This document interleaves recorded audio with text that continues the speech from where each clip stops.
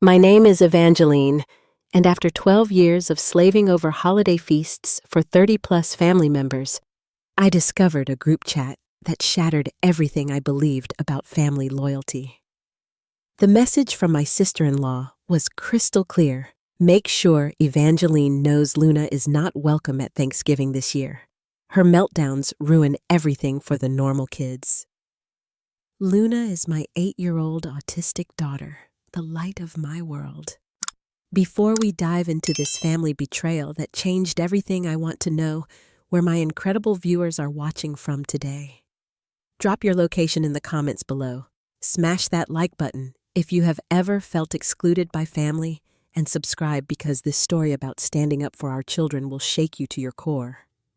Trust me, what happens next will restore your faith in karma. Looking back, the signs were always there, but love makes you blind to the cruelest truths. For 12 consecutive years, I had transformed my kitchen into a holiday battlefield, preparing elaborate feasts that could feed a small army. Every Thanksgiving, Christmas, Easter, and family birthday became my personal marathon of culinary perfection. The routine never varied. I would begin preparations 3 days before each gathering, meticulously planning menus that accommodated everyone's dietary restrictions, preferences, and whims. My brother Marcus preferred his turkey breast brined for exactly 24 hours. Sister-in-law Patricia demanded gluten-free stuffing that somehow still tasted better than the traditional version. Cousin Rebecca required vegan options that looked so appealing that even the meat eaters would be tempted. Mother-in-law Dorothy expected her grandmother's secret cranberry sauce recipe, which took 2 full days to prepare properly. My husband James would disappear during these preparation marathons, claiming work emergencies or important errands that somehow always coincided with the heaviest cooking days. He would return just in time to receive praise for hosting such wonderful gatherings, while I remained invisible in the kitchen, frantically plating dishes and ensuring everything remained perfectly warm. Luna, my precious daughter, would sit at her small table in the corner of the kitchen, quietly working on her puzzles or drawing while I cooked. She never complained about the chaos, never demanded attention during these stressful times. Her autism meant she needed structure and quiet spaces, something our boisterous family gatherings rarely provided.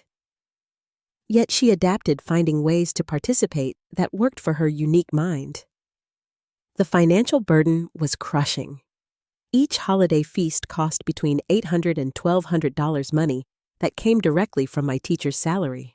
James contributed nothing beyond his presence, claiming his income was reserved for important expenses, like his golf membership and monthly poker games with college friends. I rationalized this arrangement, telling myself that creating beautiful memories for our extended family was worth the sacrifice. What hurt most was the complete lack of acknowledgement. Family members would arrive empty-handed, consume everything I had prepared, and leave without offering to help with cleanup. They would compliment the food, but never directly thank me. Instead, they would tell James what a wonderful host he was, how lucky his family was to have such lovely gatherings. I became a ghost in my own home, visible only when someone needed their wine glass refilled or wanted seconds of dessert. The breaking point came during last month's family birthday celebration for Marcus. I had spent 3 days preparing an elaborate Mexican-themed feast, complete with handmade tortillas, slow-cooked carnitas, fresh guacamole, and tres leches cake made from scratch. Luna had been particularly excited because Mexican food was one of her safe foods, something she could enjoy without anxiety. During the party, Luna experienced what her therapist calls a sensory overload episode. The combination of loud music, overlapping conversations, and unexpected texture changes in her food triggered a meltdown. She began rocking and making repetitive sounds, her way of self-regulating when overwhelmed. Instead of offering comfort or understanding, several family members began making comments. "Can't she control that behavior?" whispered Aunt Caroline to her husband. "This is exactly why children need discipline," muttered Uncle Robert, loud enough for everyone to hear. Patricia, my sister-in-law and the family's self-appointed social coordinator, approached me with barely concealed irritation. "Evangeline, you really need to get Luna under control. She's disturbing everyone's enjoyment of this beautiful meal you prepared." I gently guided Luna to a quieter space, helping her through her episode with patience and love. When we returned to the gathering, the atmosphere had shifted. Conversations felt forced, smiles appeared strained, and several family members began making early excuses to leave. The beautiful celebration I had spent days planning was effectively over. That night, after everyone had gone home, and I was loading the dishwasher for the third time, I overheard James on a phone call with Patricia. Their conversation would change everything I thought I knew about family loyalty and unconditional love. "She just does not understand how Luna's behavior affects everyone else," James was saying.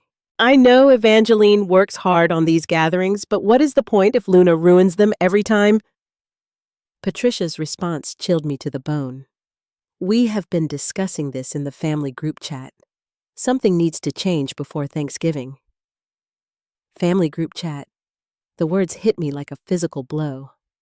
There was a family group chat that I was not part of where my husband and his family were discussing my daughter behind my back. The next morning, while James showered, I did something I had never done in 15 years of marriage.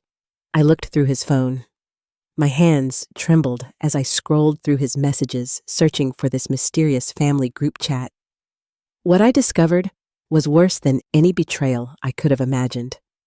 The group chat was called Holiday Planning Committee and included every adult family member except me. 12 people who had been eating my food, enjoying my hospitality, and benefiting from my labor while secretly coordinating behind my back. The message history painted a devastating picture of calculated exclusion and cruel manipulation. Messages from 3 weeks ago showed Patricia's initial proposal. "I think it's time we address the Luna situation. Her episodes are getting worse, and she's ruining every gathering for our normal children." Marcus had responded, "Agreed. My kids are starting to ask uncomfortable questions about why Luna acts so weird." Dorothy, my mother-in-law, added her voice. "Perhaps Luna would be more comfortable staying home during family gatherings. Some children simply are not suited for social situations." But it was my husband's response that shattered my heart completely. "You are all right. Evangeline is too emotional about Luna to see how her behavior affects everyone else. We need to handle this delicately, but Luna cannot keep ruining our family traditions." The planning became more detailed and cruel as the conversation continued. They discussed how to break the news to me, how to phrase the exclusion to sound like concern for Luna's well-being, and how to ensure I would still provide all the cooking and hosting duties while my daughter was banned from participating. Caroline had suggested we could tell Evangeline that Luna might be overwhelmed by large gatherings. Frame it as protecting her. Robert proposed maybe arrange for a babysitter during holidays. That way, Evangeline can still cook and host, but Luna stays out of the way. The most devastating message came from Patricia. "The important thing is maintaining our family traditions. Evangeline makes incredible food and her house is perfect for gatherings. We just need to remove the problematic element without losing our wonderful hostess." They were planning to use me as their personal chef and event coordinator while excluding my child from her own family. The casual cruelty of their language referring to Luna as a problematic element and discussing her removal like she was a broken appliance filled me with rage I had never experienced. But the conspiracy went deeper. James had been feeding them information about Luna's therapy sessions, her triggers, and her challenges, providing ammunition for their arguments about her unsuitability for family gatherings. He had betrayed not only me, but also our daughter's privacy and dignity. The final message in the chain, sent just yesterday, contained Patricia's detailed plan for approaching me. "James should tell Evangeline that we think Luna needs a quieter Thanksgiving this year. Suggest she arrange childcare so she can focus on cooking and actually enjoy adult conversation for once. Make it sound like we're doing her a favor." My hands shook as I screenshot every message documenting this betrayal with methodical precision. These people had eaten my food, accepted my hospitality, and smiled to my face while secretly plotting to exclude my disabled daughter from family gatherings. They wanted to keep me as their servant while discarding my child like unwanted baggage. The realization hit me with crystalline clarity. I had been enabling this dynamic for 12 years. My desire to create perfect family memories had made me complicit in my own exploitation. I had worked myself to exhaustion, spent thousands of dollars, and sacrificed my own needs to please people who saw me as nothing more than a convenient caterer with a problematic child. Standing in my kitchen, surrounded by the remnants of last night's elaborate feast, I made a decision that would change everything.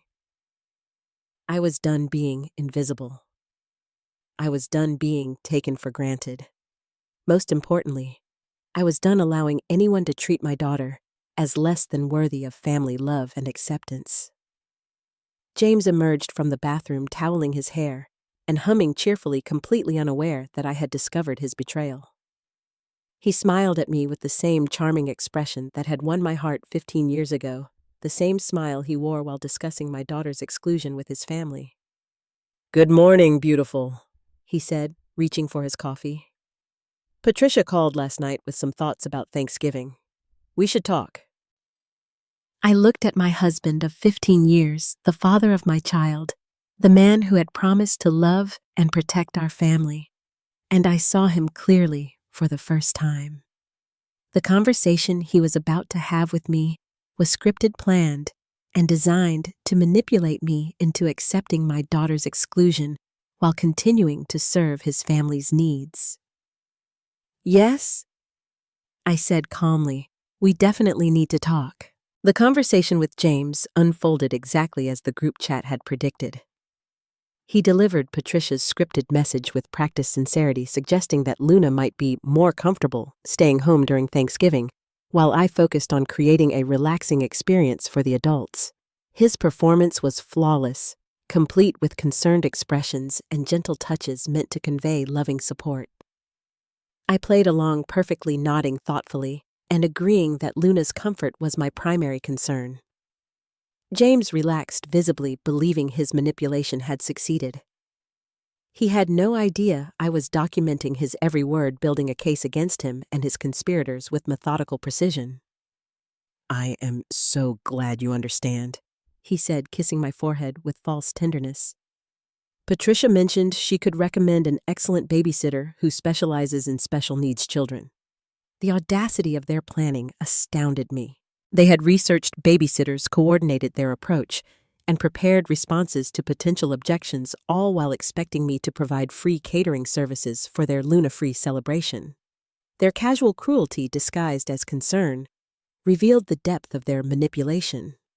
Over the following days, I began reaching out to people outside James's family circle, starting with Luna's support team.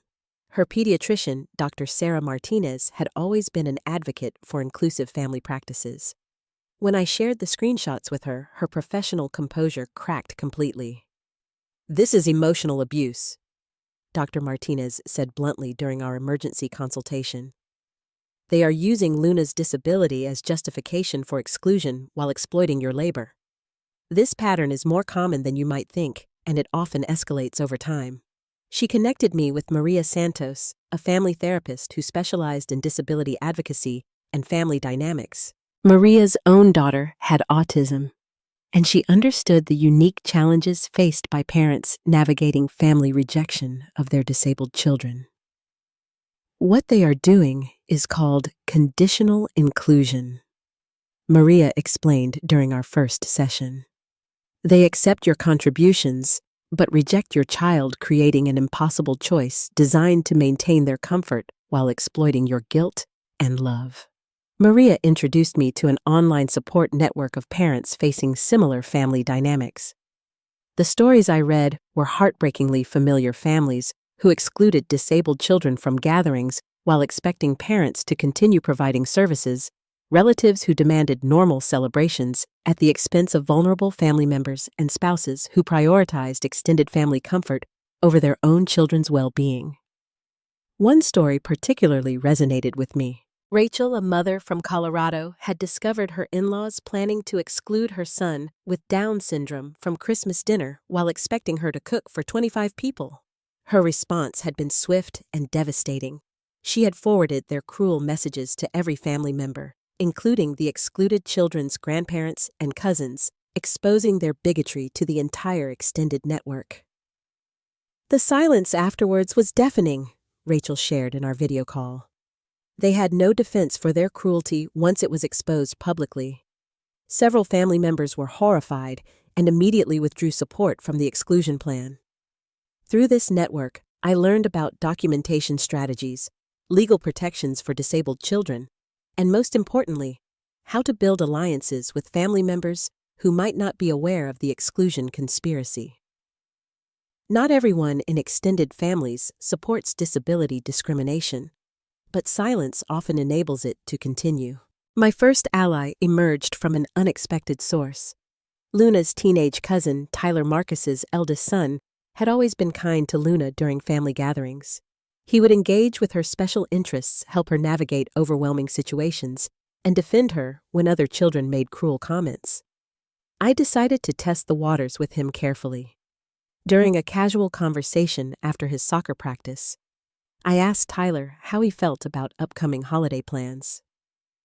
His response revealed that the exclusion conspiracy was not as universally supported as the group chat suggested. "I heard Mom and Dad talking about Luna not coming to Thanksgiving," Tyler said, with obvious discomfort. "It made me really angry. Luna is family and she tries really hard at gatherings. It is not her fault that social situations are difficult for her." Tyler's insight proved invaluable. He revealed that several younger family members disagreed with the exclusion plan but felt powerless to challenge adult decisions. He also shared that his maternal grandmother, Dorothy's sister Eleanor, had specifically asked about Luna's participation in upcoming holidays and would be furious if she discovered the exclusion plan. Eleanor had always been Luna's fierce advocate, the one family member who consistently acknowledged her unique gifts and challenges. She was also the family matriarch whose opinions carried significant weight in family decisions. Her potential support could shift the entire dynamic. My alliance building accelerated when I connected with other excluded family members. James's family had a pattern of conditional inclusion that extended beyond disability discrimination. His cousin David had been gradually excluded from gatherings after his divorce, despite his consistent contributions to family events. James's sister Rebecca had been marginalized after marrying someone the family considered beneath their standards. David proved particularly valuable as an ally. His exclusion had been more subtle but equally cruel, involving forgotten invitations, changed venues, and gradual social isolation. He understood the family's manipulation tactics and was eager to expose their hypocrisy. "They create hierarchies within the family," David explained during our clandestine coffee meeting. "Some people are inner circle, some are tolerated, and some are disposable. You and Luna are being moved into the disposable category, but they want to keep your services." Rebecca's situation revealed another layer of family manipulation. She had been providing free accounting services for several family businesses for years, but her social inclusion had been steadily reduced after her marriage. Her expertise was valued, but her personal choices were not accepted. "I kept telling myself that if I just worked harder, proved my worth more clearly, they would accept my husband," Rebecca admitted. "It took years to realize they were never going to change. They wanted my skills without respecting my choices." The three of us formed a core alliance united by our shared experience of conditional family acceptance. We began coordinating our response, sharing information about family dynamics and planning strategic interventions that would expose the exclusion conspiracy while protecting our individual interests. Our breakthrough came when Eleanor returned from her annual autumn cruise. David had maintained a close relationship with her despite his gradual exclusion, and she trusted his perspective on family dynamics. When he casually mentioned concerns about Luna's holiday participation, Eleanor's response, exceeded our expectations. "That child is one of the brightest lights in this family," Eleanor declared with characteristic directness. "Anyone who cannot see Luna's gifts is spiritually impoverished. She will be at every gathering I attend, or I will not be attending either." Eleanor's support provided the leverage we needed to challenge the exclusion conspiracy directly. As the family's eldest member and the keeper of holiday traditions, her opinion carried moral authority that even Patricia could not dismiss. Her threat to boycott gatherings if Luna was excluded created a crisis the conspirators had not anticipated. But our alliance faced an immediate test when James began suspecting that I was not as compliant as he had believed. His casual questions about my Thanksgiving preparations became more probing. His monitoring of my phone and computer activities intensified, and his communication with family members became more secretive. The stage was set for a confrontation that would determine whether 12 years of exploitation and exclusion would continue, or whether Luna and I would finally receive the respect and inclusion we deserved. Our alliance was strong, our documentation was thorough, and our resolve was unshakable. The battle for Luna's place in the family was about to begin in earnest. Our carefully constructed alliance faced its first major test when Rebecca suddenly withdrew her support 3 days before our planned confrontation. Her panicked phone call shattered my confidence in our united front and revealed how deeply family manipulation could penetrate even the most determined resistance. "I cannot go through with this," Rebecca whispered frantically into the phone. "Patricia called me this morning. She knows about our meetings, our planning everything. She threatened to have Marcus pull his business from my accounting firm if I continue supporting what she calls your vendetta against the family." The betrayal felt like a physical blow. Rebecca's accounting firm provided services to 3 family businesses, generating nearly 60% of her annual income. Patricia had weaponized economic dependence to destroy our alliance, threatening Rebecca's livelihood to ensure her silence and compliance. She also said that if I continue meeting with you and David, they will make sure everyone in their professional network knows that I am unstable and vindictive. Rebecca continued, her voice breaking with shame and fear. "My reputation would be destroyed. I have children to support, Evangeline. I cannot risk losing everything over this fight." Patricia's move was strategically brilliant and morally devastating. She had identified the weak point in our alliance and exploited it ruthlessly, using financial intimidation to fracture our unity. Rebecca's withdrawal left David and me exposed, with Eleanor as our only remaining family ally. But the betrayal ran deeper than Rebecca's withdrawal. During her confession, I learned that she had been feeding information back to Patricia throughout our alliance building process. Patricia knew about our documentation efforts, our conversations with Eleanor, and our planned exposure of the exclusion conspiracy. "She made it sound like she was looking out for family unity," Rebecca explained through tears. "She said you were having some kind of emotional breakdown over Luna's challenges, and that confronting the family would only make things worse for everyone, especially Luna herself." Patricia had manipulated Rebecca's genuine concern for Luna into a justification for betrayal. She had presented herself as the voice of reason, protecting the family from my supposed instability, while positioning herself as Luna's true advocate. The psychological manipulation was masterful and utterly cruel. The immediate consequences of Rebecca's betrayal became apparent within hours. James's behavior shifted dramatically, becoming overtly controlling and suspicious. He began monitoring my phone calls, questioning my whereabouts, and making pointed comments about family loyalty and appropriate boundaries. "Patricia mentioned that you have been reaching out to various family members about Thanksgiving plans," James said during dinner, his tone deceptively casual. "She is concerned that you might be creating unnecessary drama during what should be a peaceful holiday season." His words carried an unmistakable threat. The family had closed ranks against me, and James was delivering their ultimatum disguised as loving concern. I was expected to abandon my advocacy for Luna's inclusion and return to my role as silent servant. David faced similar pressure. Marcus confronted him directly about his inappropriate involvement in family dynamics, threatening to cut off contact with David's children if he continued supporting what Marcus called my disruptive behavior.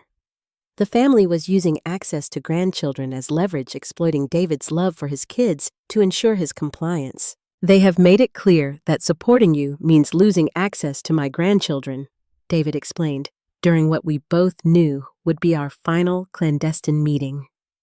I cannot be the reason my kids lose their relationship with their cousins and grandparents.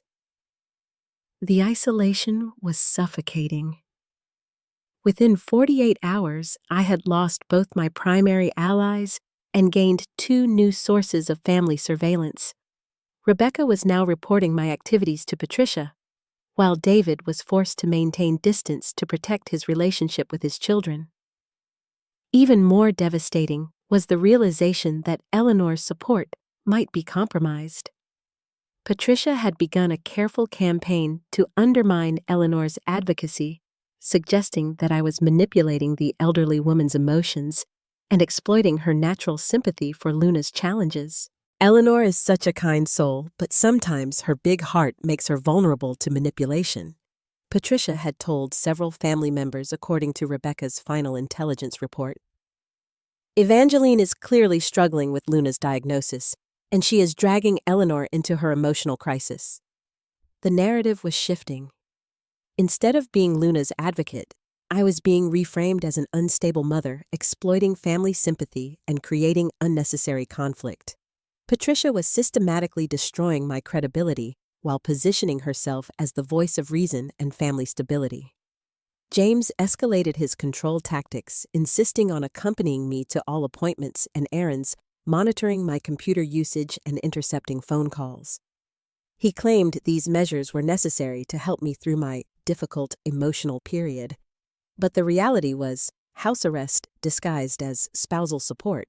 I think you should consider talking to someone professional about your anxiety regarding Luna's social interactions, James suggested with false concern. Patricia knows an excellent therapist who specializes in helping parents accept their children's limitations. The suggestion was particularly insidious because it pathologized my advocacy while offering a solution controlled by Patricia's network. I would be diagnosed with an inability to accept Luna's disability, medicated into compliance, and returned to my role as grateful servant. My documentation efforts became increasingly dangerous as James intensified his surveillance.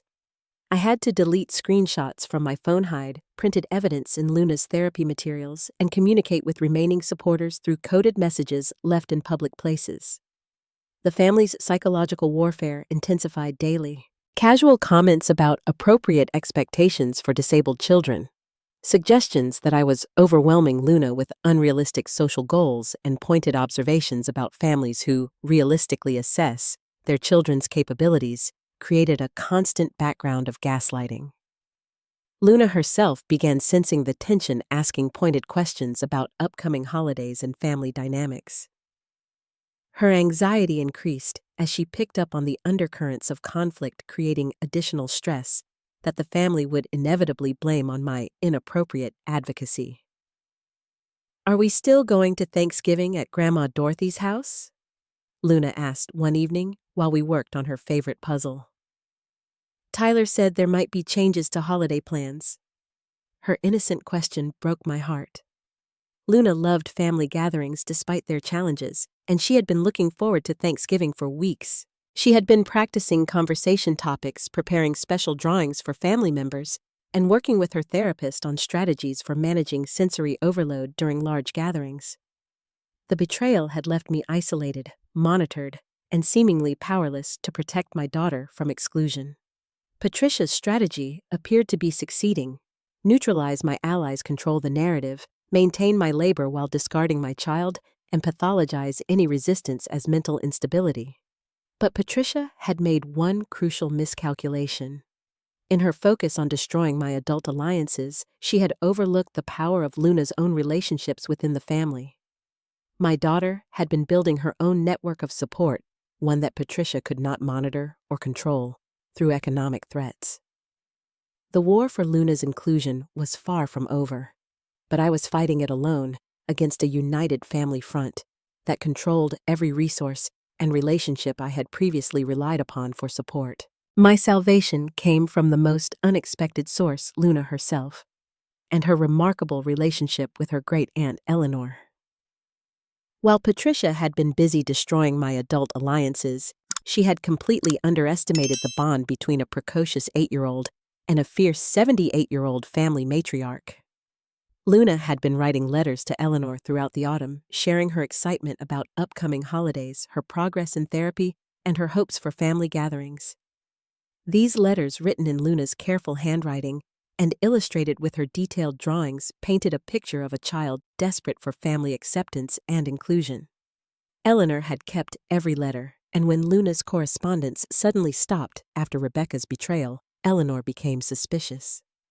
Her phone call to me came at the perfect moment, just as I was beginning to despair that all hope was lost. "Evangeline, dear, I have not received one of Luna's wonderful letters in over a week," Eleanor said, her voice sharp with concern. "That child writes to me every few days like clockwork. Something is wrong." I broke down completely, telling Eleanor everything about the exclusion conspiracy, the group chat, James's betrayal, and the systematic destruction of my attempts to advocate for Luna's inclusion. Eleanor listened in silence, her breathing growing more rapid with each revelation. "Those absolute monsters!" Eleanor finally exploded, her refined vocabulary abandoned in favor of righteous fury. "They have been planning to exclude that precious child while using you as their personal servant over my dead body." But Eleanor's support came with something even more valuable: access to family resources and information that Patricia could not control or monitor. As the family's eldest member, Eleanor maintained relationships and possessed knowledge that transcended the current power structure. "Patricia thinks she runs this family, but she forgets that I built these traditions long before she married into them," Eleanor declared with steely determination. "She also forgets that I control several trust funds that finance family gatherings and support family members in need." Eleanor's financial leverage was news to me. She had quietly funded family celebrations for decades, providing resources for venues, catering, and gifts, while allowing others to take credit for hosting duties. Her threat to withdraw financial support created a crisis that Patricia had not anticipated. More importantly, Eleanor possessed something that would prove devastating to the exclusion conspiracy: recorded evidence. As someone who struggled with memory issues related to her age, Eleanor had begun recording family phone conversations to help her remember important details. Her recordings captured Patricia's manipulation tactics in damning detail. "Listen to this conversation from last week," Eleanor said, playing back a crystal-clear recording of Patricia's attempt to manipulate Eleanor into supporting Luna's exclusion.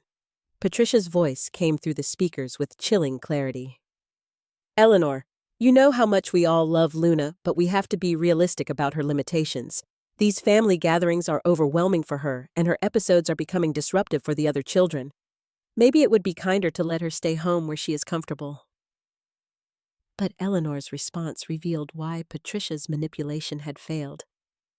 "Patricia, dear, that child handles our gatherings better than most of the adults. She is polite, grateful, and brings more joy to our celebrations than anyone else. If she is having difficulties, we should be supporting her, better not excluding her." The recording continued with Patricia's increasingly desperate attempts to convince Eleanor that exclusion was in Luna's best interest, revealing the calculated cruelty behind her supposed concern. Eleanor had pretended to consider Patricia's arguments while secretly documenting every manipulation tactic. "I have 17 recordings of similar conversations with various family members," Eleanor revealed with grim satisfaction. "Patricia has been systematically building support for Luna's exclusion by presenting different justifications to different people. She told Marcus it was about protecting his children from inappropriate behavior, told Rebecca it was about reducing your stress, and told me it was about Luna's comfort. She has been lying to everyone." The recorded evidence was devastating, but Eleanor had gathered even more damning proof. She had screenshots of the family group chat that Rebecca had forwarded to Patricia before her betrayal, showing my complete exclusion from family planning, while my labor was still expected and demanded. "The most disgusting part is this message from your husband," Eleanor said, showing me a screenshot that made my hands shake with rage. James had written, "The key is keeping Evangeline focused on her cooking duties while managing the Luna situation quietly. She gets too emotional when Luna is criticized directly, but she will accept exclusion if we frame it properly." My husband had been strategizing about managing my emotions while excluding our daughter. He had reduced me to a management problem, and Luna to a situation requiring handling. The casual cruelty of his language revealed how completely he had betrayed our family. But Eleanor's most powerful evidence came from an unexpected source: Luna's medical records and therapy notes. Dr. Martinez had documented every instance of family rejection and its impact on Luna's emotional development. Her clinical notes painted a clear picture of a child being systematically excluded and emotionally damaged by family discrimination. "Luna has made remarkable progress in social situations and family interactions," Dr. Martinez's notes stated. "However, she continues to experience anxiety related to family acceptance and inclusion. She frequently asks whether family members like her and expresses fear about being too different for family gatherings." The medical evidence proved that Luna was not the problem the family claimed she was. Instead, she was a victim of discrimination that was actively harming her emotional development and family relationships. The therapy notes documented her efforts to accommodate family preferences, her successes in managing challenging social situations, and most importantly, her deep desire for family acceptance. Eleanor had also discovered financial evidence that exposed the family's exploitation of my labor. She had been tracking expenses for family gatherings and realized that I had been absorbing costs that should have been shared among all participants. "Over the past 5 years, you have spent over $30,000 on family gatherings," Eleanor calculated with businesslike precision. Meanwhile, other family members have contributed nothing except their appetites and complaints. "This is not family tradition. This is economic exploitation." Armed with Eleanor's evidence recordings and financial backing, I began reaching out to family members who had been excluded from Patricia's manipulation campaign. Tyler Marcus's son proved eager to support his great-grandmother's position, especially after hearing the recorded evidence of adults dismissing Luna's worth. "I cannot believe they were planning to exclude Luna while keeping you cooking for them," Tyler said with teenage indignation. "That is so messed up. Luna is awesome, and anyone who cannot see that is stupid." Through Tyler, I connected with other younger family members who had been unaware of the exclusion conspiracy. Luna's cousins, nieces, and nephews had developed genuine relationships with her over the years, and many of them were horrified to learn about the adults' cruel planning. The Youth Alliance provided something Patricia could not counter: authentic relationships with Luna based on acceptance rather than tolerance. These young family members had grown up with Luna adapted to her unique communication style and valued her contributions to family gatherings without seeing her autism as a burden. "Luna always remembers everyone's birthday and draws the most amazing pictures," said Madison, my niece. "She asks the best questions about school and actually listens to the answers. I love talking to her at family parties." With Eleanor's evidence, the Youth Alliance, and documented proof of family exploitation and discrimination, I finally had the weapons needed to confront the exclusion conspiracy directly. The battle would be fierce, but I was no longer fighting alone against a united front. Patricia had underestimated the power of authentic relationships, documented evidence, and moral authority. Her carefully constructed narrative was about to crumble under the weight of truth, and the family's power structure was about to be permanently transformed. The final confrontation was set for the weekend before Thanksgiving, and this time I was ready. The confrontation came sooner than expected when Patricia made the fatal mistake of underestimating Eleanor's resolve and overestimating her own power within the family structure.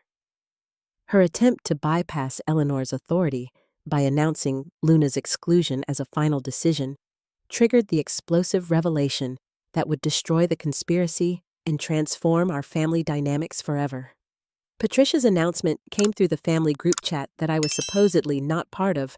Final decision on Thanksgiving arrangements. Luna will not be attending due to her behavioral challenges. Evangeline will provide all food as usual. Childcare arrangements are her responsibility. This decision is non-negotiable. What Patricia did not know was that Eleanor had been added to the group chat by Tyler, who had gained access through his father's phone. Eleanor's response was swift and devastating. "Over my dead body will that child be excluded from this family. I am forwarding this entire conversation thread to every family member, including spouses, adult children, and family friends. Everyone will see exactly what kind of cruelty has been planned in secret." Eleanor's threat was not empty. Within 2 hours, the complete group chat history had been sent to over 40 people, including family members who had been excluded from the conspiracy, Luna's teachers and therapists, and several family friends who had always admired Luna's unique gifts. The response was immediate and overwhelming. My phone began ringing constantly with calls from horrified family members who had no idea about the exclusion conspiracy. Cousins, aunts, uncles, and family friends expressed shock at the casual cruelty revealed in the messages, particularly James's clinical discussion of managing my emotions while excluding our daughter. "I cannot believe James wrote those things about Luna and you," sobbed my cousin Jennifer. "We always thought he was such a devoted father. These messages make him sound like a sociopath." The recordings Eleanor had gathered proved equally damaging when she began sharing them selectively. Patricia's manipulation tactics, captured in crystal-clear audio, revealed a woman who would say anything to anyone to achieve her goal of excluding a disabled child from family gatherings. Dr. Martinez took the unprecedented step of writing a formal letter to the family documenting the psychological harm caused by exclusion and discrimination. Her professional assessment was devastating. Luna has suffered measurable emotional damage from family rejection and systematic exclusion. The adults responsible for this discrimination are causing developmental harm to a vulnerable child. The financial exploitation evidence Eleanor had gathered sparked additional outrage. Family members who had assumed everyone contributed equally to gatherings discovered that I had been shouldering costs alone while being excluded from planning and decision-making processes.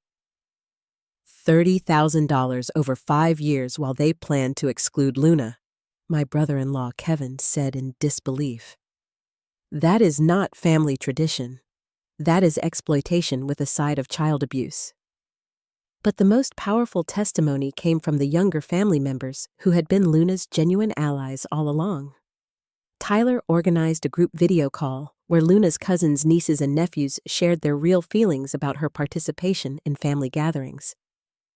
"Luna makes every gathering better," declared Madison with passionate sincerity. "She notices things other people miss, gives the best hugs, and always has interesting questions. Anyone who thinks she ruins anything is crazy." The youth testimony demolished Patricia's narrative about Luna's disruptive behavior and revealed that her supposed negative impact existed primarily in the minds of adults who saw her autism as a character flaw rather than a neurological difference. James's position became untenable when his own mother, Dorothy, called to express her horror at his betrayal of Luna and me. "I raised you better than this," she said in a voice cold with disappointment. "That child is your daughter, and Evangeline is your wife. Your loyalty should be to them, not to Patricia's social preferences." The family power structure crumbled rapidly as Patricia's key supporters abandoned her sinking ship. Marcus distanced himself from the exclusion plan when his own son, Tyler, threatened to boycott any gathering that excluded Luna. Rebecca issued a public apology for her betrayal and offered to provide free accounting services for Luna's therapy and educational expenses. "I let fear override my values," Rebecca admitted during a family conference call that included over 20 participants. "Luna deserves better from all of us, and I intend to spend years making up for my cowardice." Patricia's final desperate move backfired spectacularly when she attempted to rally support by claiming that Eleanor was suffering from age-related cognitive decline and being manipulated by my supposed emotional instability. Eleanor's response was swift and devastating. "I am 78 years old, not 78 years stupid," Eleanor declared during a family gathering she organized specifically to address Patricia's claims. "My mind is sharp enough to recognize cruelty disguised as concern, and I will not tolerate discrimination against any family member, especially not a child." The confrontation reached its climax during what became known as the Thanksgiving intervention. Eleanor had organized a gathering at her home for the sole purpose of addressing the exclusion conspiracy and establishing new family standards for inclusion and respect. Luna attended this gathering, unaware of the drama that had surrounded her inclusion. She brought handmade place cards for every attendee, carefully decorated drawings as gifts, and her characteristic enthusiasm for family connections. Her behavior throughout the evening was exemplary, making Patricia's claims about disruptive behavior appear even more ridiculous. "This is the child you wanted to exclude?" Eleanor asked pointedly as Luna helped clear dishes and thanked everyone for including her in the gathering. This polite, grateful, loving child was supposedly ruining family traditions. The evening ended with formal apologies from family members who had participated in or enabled the exclusion conspiracy. James's apology was particularly significant because it was delivered in front of Luna, acknowledging his failure as both husband and father. "I forgot that my first loyalty is to my wife and daughter," James said, his voice breaking with genuine remorse. "I let other people convince me that Luna's differences were problems instead of gifts. I failed both of you, and I will spend however long it takes earning your forgiveness." The immediate consequences were swift and satisfying. Patricia's role as family social coordinator was permanently revoked, with Eleanor assuming control of holiday planning. The family group chat was dissolved and replaced with an inclusive communication system that involved all family members in planning decisions. New family standards were established, requiring that all gatherings be accessible and welcoming to members with different needs and abilities. A family fund was created to ensure that hosting responsibilities and expenses would be shared equitably among all participants. Most importantly, Luna's place in the family was formally acknowledged and celebrated. Eleanor established a special tradition called Luna's Corner. At every gathering, a quiet space where Luna could retreat if overwhelmed, equipped with her favorite sensory tools and activities. But the most profound change was in family attitudes toward differences and inclusion. Luna's cousins became fierce advocates for disability awareness. Tyler started volunteering with autism organizations, and several family members pursued education about neurodiversity and inclusion practices. My marriage with James required extensive therapy and rebuilding, but his genuine remorse and commitment to change provided a foundation for healing. He enrolled in courses about autism advocacy and became one of Luna's most protective supporters, using his previous betrayal as motivation for fierce loyalty. The chosen family I built extended beyond blood relations. Dr. Martinez Maria, the family therapist. Eleanor and the network of parents I had connected with became a support system based on mutual respect and shared values rather than genetic obligation. 1 year later, our Thanksgiving gathering was transformed beyond recognition. Luna was not just included, but celebrated as the family member who had taught everyone about resilience, authenticity, and the true meaning of unconditional love. The meal was a collaborative effort with shared responsibilities, and Luna's unique contributions were highlighted and appreciated. Eleanor's final words at that transformed Thanksgiving perfectly captured our journey. This child taught us that family is not about being the same, it is about choosing to love each other's differences. Anyone who cannot see Luna's light was living in darkness. As I watch Luna thrive in an environment of genuine acceptance and inclusion, I am reminded that sometimes the greatest gift we can give our children is the courage to demand they be valued exactly as they are.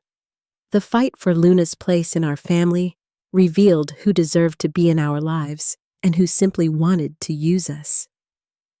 To everyone watching this story unfold, I have to ask, have you ever had to fight for your child's right to be included in family gatherings? Have you experienced the pain of discovering that people you trusted were working against your family behind your back? What would you have done in my situation when faced with choosing between family approval and your child's dignity? Your stories matter to me and to everyone else navigating these impossible family dynamics. Please share your experiences in the comments below. Hit that like button if this story resonated with your own struggles, and subscribe for more real stories about standing up for the people we love most. Remember to share this video with anyone who needs to hear that they are not alone in fighting for their children's acceptance and inclusion. Together, we can create communities where every child is valued for who they are, not judged for how well they conform to other people's expectations. Thank you for joining me on this journey of discovering that sometimes losing toxic family members is actually gaining peace, authenticity, and the space to build relationships based on genuine love and acceptance. May your own families be filled with the kind of unconditional love that every child deserves, and may you have the courage to demand nothing less.